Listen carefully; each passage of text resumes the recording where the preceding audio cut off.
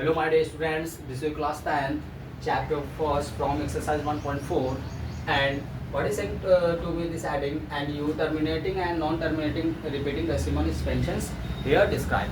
Okay my dear students, यहाँ पे क्या describe हमें करना है, क्या determine करना है कि ये जो है आपका decimal expansions है या non-decimal terminating repeating expansions है, ठीक है, हमें ये बताना है decimal expansions है। तो देखिए हम क्या करते हैं, इसको देखिए 77 अपॉन क्या होता है 210 होता है, 77 अपॉन क्या होता है 210 होता है। तो now right here find 77 factors. What 77 factors? 7 1 जा 7, 7 1 जा 7, 11 1 जा 11। Factor of is your 77 7 into 11। Okay my dear students, so now and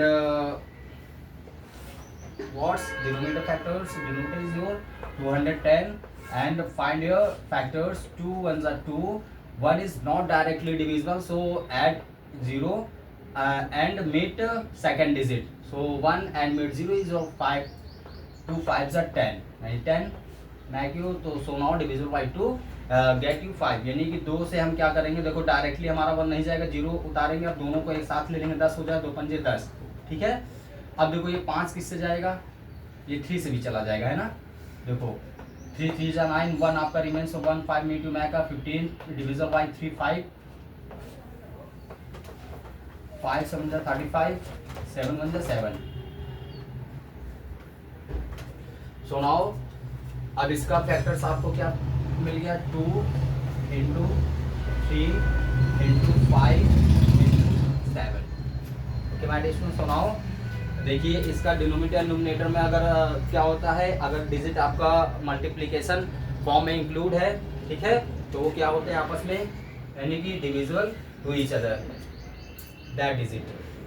ये का आपका डिविजिबल हो गया 7 7, आप देखिए remains here 2 digit 11 upon 2 into 3 into 5। Okay my dear students, तो you let 11 is your P and this is your Q. अब देखिए इसमें क्या है, आपको क्यू क्या होना चाहिए, क्यू का रूट क्या होना चाहिए, 2 की पावर n इंटू 5 की पावर m होना चाहिए, है ना। तो देखिए ये आपका क्या है, ये 2 into 5 ये आपका मीट तो हो रहा है, ये मीट हो रहा है, ये तो ठीक है, बट ये यहाँ पे मीट नहीं हो रहा है।